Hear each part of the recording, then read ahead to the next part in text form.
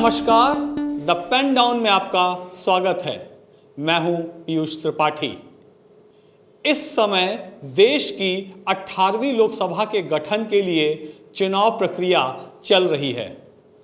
लोकसभा चुनाव को आम चुनाव भी कहते हैं।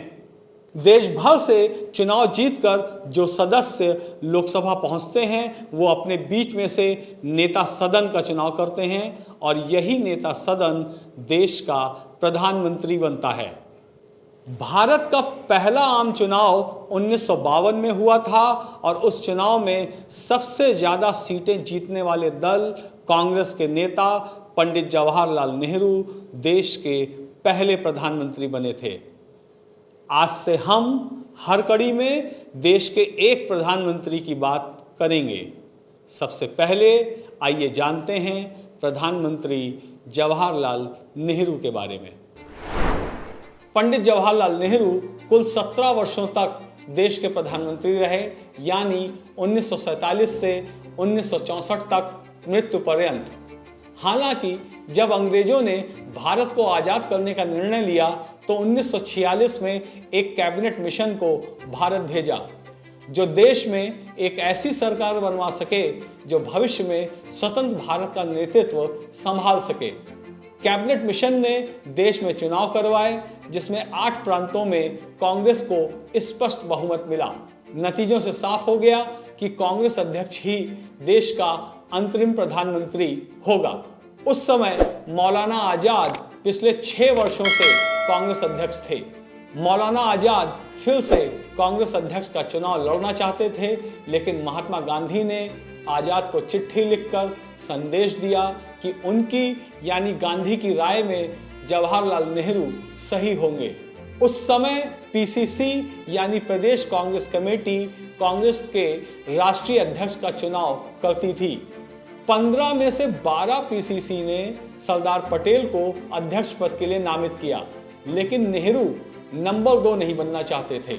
तो फिर गांधी जी आगे आए। महात्मा गांधी ने सरदार पटेल से कहा कि वो अपना नाम वापस ले लें। इस तरह से नेहरू पहले तो कांग्रेस अध्यक्ष बने, फिर अंतरिम सरकार के मुखिया। हालांकि राजेंद्र बाबू जो आगे चलकर देश के पहले राष्ट्रपति बने, उन्होंने कहा कि गांधी जी ने ग्लैमरस नेहरू के लिए अपने भरोसेमंद सिपाही यानी सरदार पटेल को कुर्बान कर दिया। इस तरह से जवाहरलाल नेहरू 1946 में आज़ादी के पहले गठित अंतरिम सरकार के मुखिया बन गए और देश को आज़ादी मिलने के बाद 15 अगस्त 1947 में देश के पहले प्रधानमंत्री बने। भारतीय संविधान के तहत देश के पहले आम चुनाव 1951-52 में हुए। इन चुनावों में कांग्रेस ने 489 में से 364 सीटें जीती और पंडित नेहरू देश के पहले निर्वाचित प्रधानमंत्री बने। पंडित नेहरू तत्कालीन इलाहाबाद की फूलपुर लोकसभा सीट से जीतकर लोकसभा पहुंचे थे। 1952 के अलावा पंडित नेहरू 1957 और 1962 में भी फूलपुर सीट से ही जीतकर लोकसभा पहुंचे।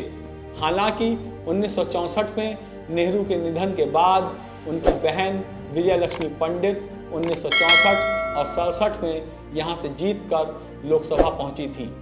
बच्चों के प्यारे चाचा नेहरू जब पहली बार प्रधानमंत्री बने तो उनकी आयु लगभग 58 वर्ष की थी। नेहरू का जन्म 14 नवंबर 1889 को इलाहाबाद में हुआ था। जवाहरलाल नेहरू ने देश के स्वतंत्रता संग्राम में बढ़ चढ़कर भाग लिया और 9 बार जेल गए। अहमदनगर जेल में ही रहने के दौरान नेहरू ने डिस्कवरी ऑफ इंडिया लिखी जो इतिहास की धरोहर मानी जाती है। नेहरू जेल में रहने के दौरान समय को बर्बाद नहीं करना चाहते थे, इसलिए उन्होंने इस समय का सदुपयोग किया और अपने जेल प्रवास के दौरान 3 किताबें लिखी।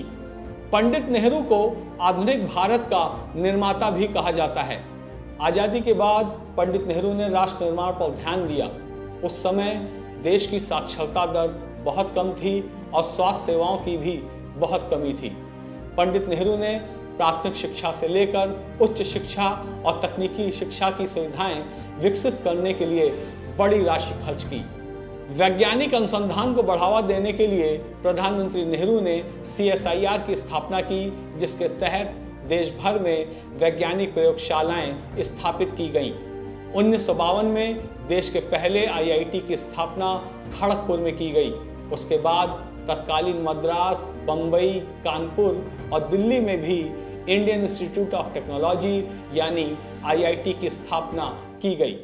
देश की परमाणु शक्ति को बढ़ाने के लिए पंडित नेहरू ने 1948 में परमाणु ऊर्जा आयोग की स्थापना की और इसके अध्यक्ष प्रख्यात परमाणु विज्ञानी डॉक्टर होमी जहांगीर भाभा बनाए गए। वहीं अंतरिक्ष अनुसंधान को बढ़ावा देने के लिए Indian national committee for space research का गठन किया गया। मशहूर वैज्ञानिक डॉक्टर विक्रम साराभाई ने भारत के अंतरिक्ष कार्यक्रम को बढ़ाने में महत्वपूर्ण भूमिका निभाई। नेहरू को प्रधानमंत्री बनने के साथ ही कई चुनौतियां भी मिली, जिसमें सबसे बड़ी थी भारत पाकिस्तान बंटवारे के बाद फैली हिंसा की आग। उस समय सरदार पटेल देश के गृह मंत्री थे, जो देसी रियासतों के भारत में विलय के अभियान में लगे थे। आज़ादी के तुरंत बाद पाकिस्तानी सेना ने कबायलियों के भेष में कश्मीर पर हमला कर दिया। हालांकि भारत सरकार ने अपनी सेना भेजकर कश्मीर को अलग होने से बचा लिया।